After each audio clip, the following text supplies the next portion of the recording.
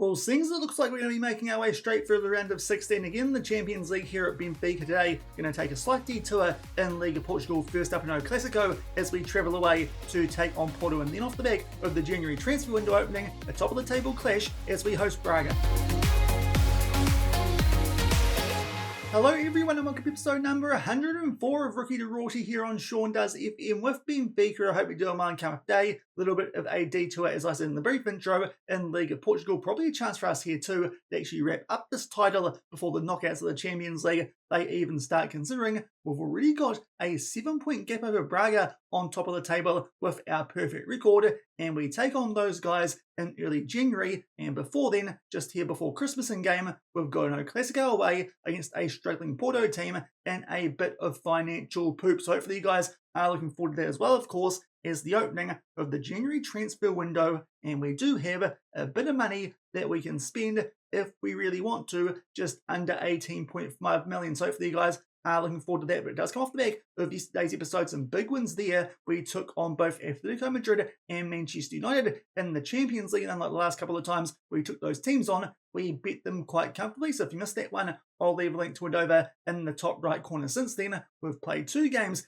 in Liga Portugal, and as per usual, have won them quite comfortably with this Benfica team. As you can see now, there's an absolute sea of green dots, and to be fair, it's been a long time too since we've even conceded a goal here with this Benfica team. But first up, we took on a Vizela team we're getting quite familiar with seeing as we took them on in the Portuguese Cup before coming back for yesterday's episode, and again picked up a 3-0 win. Goals there to Enrique early colour for Doglu just before halftime, and then Piskunov off the back of a red card to Del Papa. That was his second yellow, and it happened to be inside the box as well off the back of a VAR check. So really, the last 20 or so minutes of that game did just end up being a little bit of a training run. Unfortunately, picked up a couple of orange injuries in that game, which we'll touch on shortly. But off the back of that, we then took on a Porto team who aren't too great, and we picked up a 4-0 win double there to Trincao and Escudero and De Rosa. They also picked up goals again though, a little bit there of an orange injury this time to Mateo Monsalvo. So unfortunately, a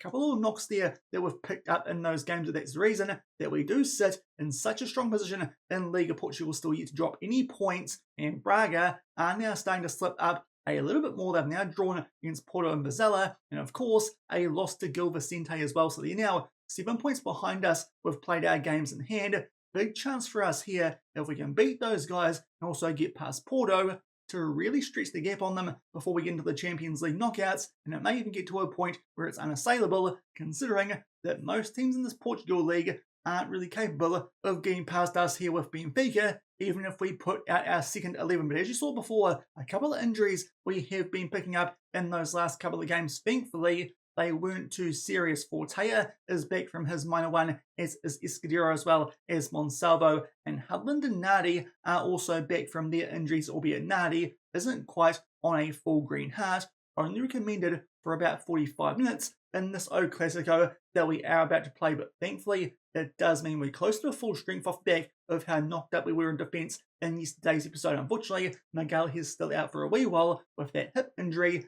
1 to 2 more months, so he's out still a bit long term. It does mean Araujo keeps his place in and around the squad, especially while Nardi builds up that match sharpness. But first up, we take on a Porto team, as we saw it was yesterday or a couple of episodes ago, in some real financial difficulty currently in administration, which is not too good. Albeit their bank balance now has been topped up, so maybe that has got helped out somehow there for our O Clássico rivals. But Vieira's in charge. Their recent form, as was the case last season, is picking up around the time they enter the January transfer window, up until they did draw there with Vizela in their group in the League Cup, and that result actually does mean that they didn't qualify because the goal differential, instead Vizela did to Porto, have gone out early of that League Cup. A quick look here at who's taking on who in the semi-finals. We've got Oliveira do Hospital, who we beat back in a Portuguese Cup game earlier this season, while on the other side of the draw, Vizela take on Braga, and probably the more even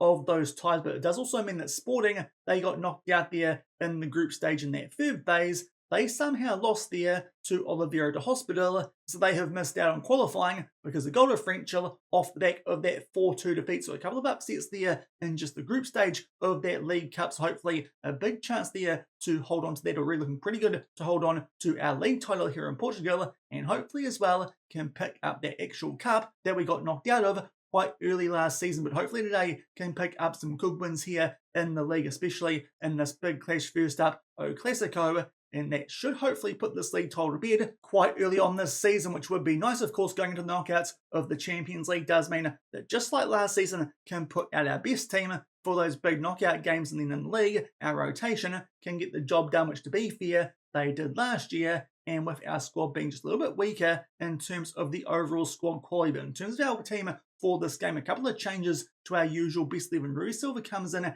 as the left-sided centre-back because unfortunately Robert Renan comes into this one on a heavy workload as Porto at home are going to go with a 4-3-3. Obviously, with Stuart Ronaldo in there at left-back, with Nadi on a minute restriction. Also, Monsalvo is in there in the deep line playmaker role because Diarra on a heavy workload. And coming up soon as well, going into that January transfer window, there is FCons to the beefy. That's going to be a little bit more of a permanent move for the next month or so. In the save, also disappearing for that tournament is Matt Soso, who is on our bench. So there could be a little bit there of something we need to think about going into that January transfer window. Maybe a couple of loans in that deep line playmaker or the right wing role. To be fair, right winger, we should be okay. De Rosa can cover there as a poor giveaway there from Porto. Does mean Henri can get on the attack early here, but unfortunately just took a wee bit too long there to unleash that shot, and Hiddle can make the save, and now he'll put the ball into the mixer here from set piece. Nyanzu gets that one on target, but again Hiddle comes up with a big save, so the Porto goalkeeper saving them early here in this game, and I'm pretty sure we should be okay without Matsoso. Pedroto is in our reserves and can do a job there. A homegrown leaders unfortunately give the ball away there from that other corner from the previous one when Nyanzu did get that shot on target. Now Porto actually decent chance here on the counter attack, but thankfully that highlight does come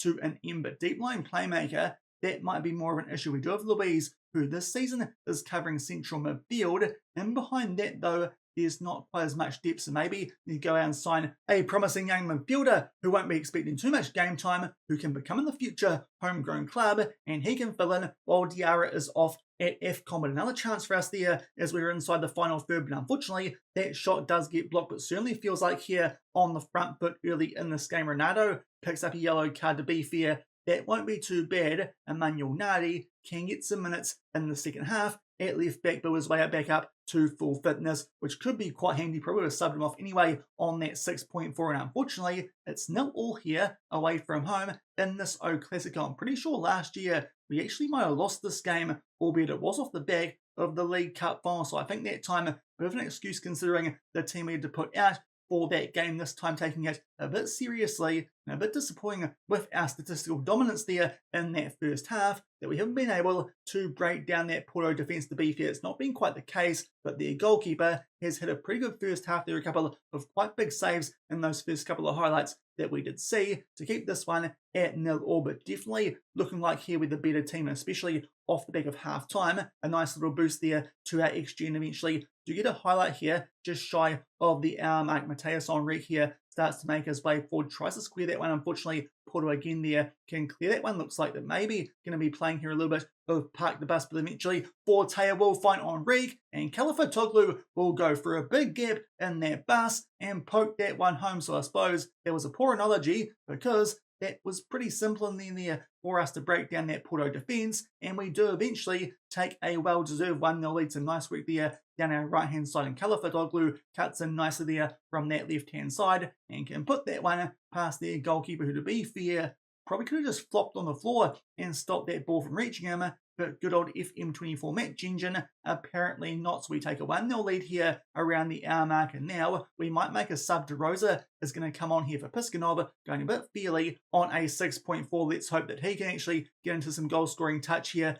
in today's episode. And now Calafat-Toglu on a yellow card, playing quite well, but not that good. We'll take him off here. That will be for Rodriguez down that left-hand side. Still one more stoppage we've got off the back of this if we want to sub off anyone else like a Rui Silva, who's going a bit fairly on a 6.5. And to be fair, that's really the only player out there who is struggling rating-wise in this game. But now Porto on the attack here for the first time in this game. Thankfully, we can head that one away, but unfortunately, they do get this ball back. Let's see what they can do from the clearance, and they take a shot on there just outside the box. Thankfully, it comes off the woodwork. We're just able to clear our lines, and the highlight does stop. But now it's time for us here to make our final couple of subs. Now, Hardland is down to a red heart, but unfortunately, we've not got Trincao on the bench because he was on a heavy workload and quite injury prone. Actually, don't think here we've got any options to come on for Hardland. So maybe our last couple of subs here in this game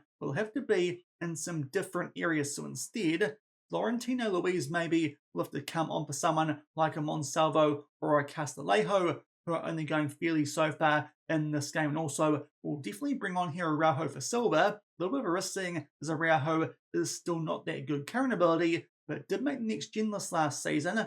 And Silva is going fairly, so there'll be one of our two subs. And also, may as well bring on Luis or Castillejo, while a little bit weak in midfield with Diarra about to leave for AFCON. Now we've made our way to the final 10 minutes of this game. Let's just start to time waste a little bit, because unfortunately, haven't quite put these guys away as much as I thought we would, because Porto of late in the saver have not been that good, but we're just struggling here away from home. These derbies on the road, they can be a bit trickier. Now into the final 5 minutes, we'll chuck those wingbacks onto fullbacks and also up our discipline and time wasting even more. And let's see if anything else happens here in this game. We definitely deserve the win, but a late corner here for Porto. They float this one far post, thankfully, just able there to clear our lines, but Rosa can't quite track back. And now Diaby is on the ball here for Porto down the left-hand side. They float that one far post, and again, they hit the woodwork. They've been a bit unlucky with their chances here in the second half, but thankfully, we pick up a win, which I think stats-wise we deserve, but certainly not at our best there in that O Clássico. But that goal just shy of the hour mark to Aiden Kalafatoglou does prove a difference maker. We pick up a 1-0 win. So to be fair, that game wasn't too special. Porto definitely could have got something out of that game late, but I felt like we did enough in the first hour or so. We well and truly on the front foot to deserve that win. We definitely should have scored more than that one goal, but thankfully we continue to keep some clean sheets here with this Benfica team and pick up a 1-0 win. In Braga, off the back of a red card, drop points to the root, because all of a sudden we've got a 9-point gap on top of Liga Portugal. Got a couple of games now off camera before we come back and take those guys on in early January. But if we beat them, despite it being still early in the season, it might be title race over. So just able to squeak by Porto there in that O Clássico away from home. And off the back of that, I've played 3 games and we've won them all pretty comfortably. First up, took on the team expected to be the worst in this division this season in Liga Portugal Maritimo. To be fair, they're actually doing a bit better than expected, but we still thumped them 3-0 their goals to Enrique and a double to Piskunov just shy of half-time. So a nice 3-0 win there over Maritimo. Then we took on Magalhães. These guys are struggling a little bit there down in 15th, and it sort of showed there. We absolutely battered them 9-0 just as we're about to make our way into New Year's Eve. A nice party there at Benfica. Piskunov picked up a hat-trick, also Kalafatoglou and De Rosa with doubles, and Silva and Trincao also got on the score sheet. It's good to see there that De Rosa back in the goals for the first time in a little while. And then we played in the 5th round of the Portuguese Cup. Now, to be fair here, our opponents are down in something like the 4-4-5 tier. So to be fair, was always going to be quite tough for these guys in this game, and indeed it did prove the case. With pretty much a full rotation, we picked up a 7-0 win again. De Rosa with a double, as did Trincao, and Silva, Pedroto and Peretti also got in amongst the goals. So it does mean we've made our way through to the 6th round of the Cup here in Portugal this season, and again we've got quite a nice draw considering some of the other teams who are in this competition. We've got Torrense from down the 2nd tier. The other big team in this competition is Sporting. They've got Vitória de Setúbal, who are a bit further down the pyramid. So really, us and Sporting looks like should be seeing up there for either a semi or a final clash in the Portuguese Cup. And of course, Sporting, defending champions in that competition, off the back of our big early bottle job in that one last season. But it does mean in the league, we do sit 11 points clear now of Braga, because they've been dropping points a little bit more with some draws in there against Sporting, as well as that one you saw before when they took on Arouca. So a big gap now on top of Liga Portugal halfway through the season. They really need to win this game, otherwise it's probably total race over, a 14-point gap with only 16 games left, and as I mentioned before, our rotation team can get the job done over a large majority of these teams here in Portugal. But also on the 8th of January now, the transfer window's opened, and we've got a bit of business that's about to go through, and unfortunately, it's an outgoing for us. Matthias de Rosa might be on his way to Arsenal. They put a bid in for him. It was initially only around the £20 million mark. We discussed it with de Rosa saying, as he was quite keen on making the move, and we agreed that 37.5 million would be a fair fee for this guy, saying as we only signed him for 12 million. But unfortunately, when we went back to Arsenal and told them that, they actually accepted that Ryzen price. So it looks like de Rosa might be on his way to Arsenal. We'll see what we do to replace him. To be fair, it is quite hard to find someone, even with the spare 18 or so million we have in our transfer budget, who matches up to de Rosa in this transfer window being halfway through the season.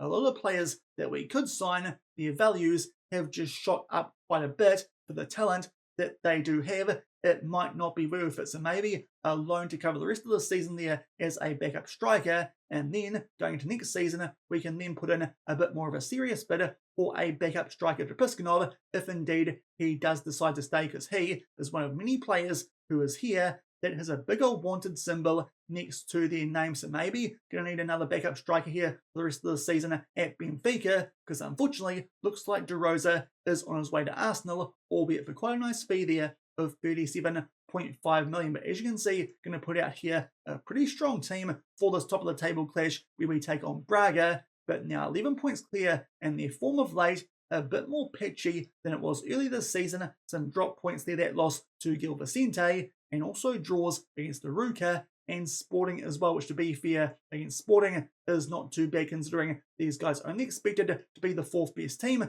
in the league this season, but still they're not in too good a shape. And also, of course, we do have some players away at AFCON, and Habib Diarra as well as Matt Sosa. And unfortunately, too, a little bit of an injury to Gonzalo Escudero, but thankfully, Nadi is back, albeit did pick up a brief injury coming back from the previous one, so still not quite at full sharpness. That's the reason that Renato's in there at left back, but apart from that, as well as Monsalvo in the deep lying playmaker role, are going to put out here our first choice 11, and we've also been helped out on this match day. Gil Vicente have just bet Sporting.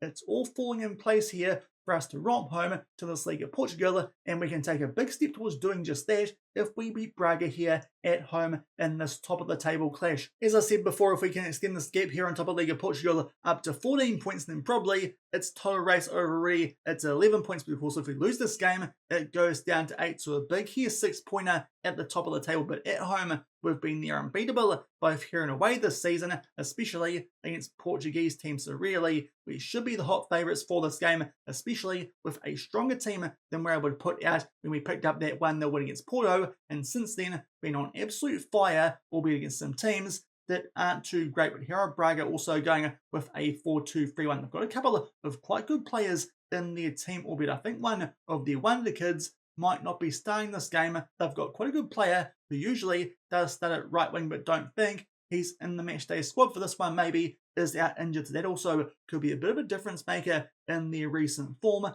That might be why they have started to drop a few points of late in both League of Portugal, and also have been just doing a bit of weird stuff in some of the cup competitions as well. But on the front foot here, early, a little bit of a lucky deflection for Hudlin. We'll try and float that one far post there for Calafatoglou. Renato nearly earned a penalty inside the box, but not quite enough contact. But thankfully, we do get that ball back. Let's see here what we can do in this opening highlight. Calafatoglou does go back there to Renato. Some nice short dribbling from him. Pulls it back there for Calafatoglou, who rockets that one into the top left corner. And inside a minute, we've got a 1-0 lead in this top of the table clash. So unfortunately, as expected, not too sure how competitive this game's going to be. We're just on absolute fire here currently with this Benfica team. Calafatoglou there does put that one into the top right corner. I think I said left before.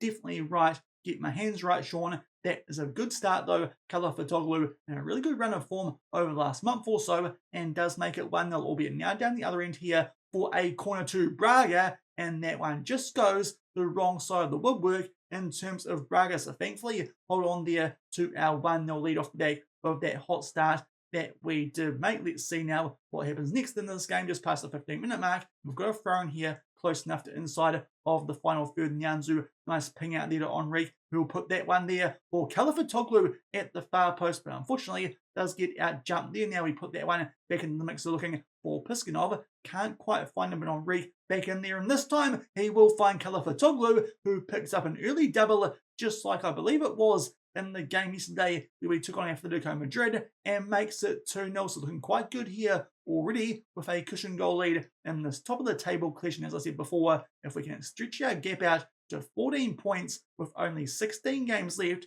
there's a lot of bankers in the rest of the season here in the Portuguese league. So really looking good for back-to-back league titles, and hopefully as well a domestic treble. Can't be a quadruple because lost that Super Cup to Sporting at the start of the season, but unfortunately with a poor pass there forward might have been from, I think that would have been Castillejo in midfield for us on that occasion. Does mean that Braga can get back on the ball, and actually looking a bit threatening here with quite a quick counter-attack. Torres will find there Benetti, who somehow jogs through the rest of our defence, and pretty average work there from our centre-backs, but thankfully Miguel comes up with a big save. He's been near unbeatable in between the sticks for us this season here at Benfica since signing him from Vitória Guimarães, and thankfully good save there, and now might even be a chance for us to do something on the counter-attack. Mateus Henrique will try and square that one, and thankfully for Braga, they're just able to clear their lines. Not too convincing, but it does stop the highlight. Bit of a foot in there, and eventually that highlight comes to an end, but not for too long. Now Castillejo is back on the ball, picks out Califitoglu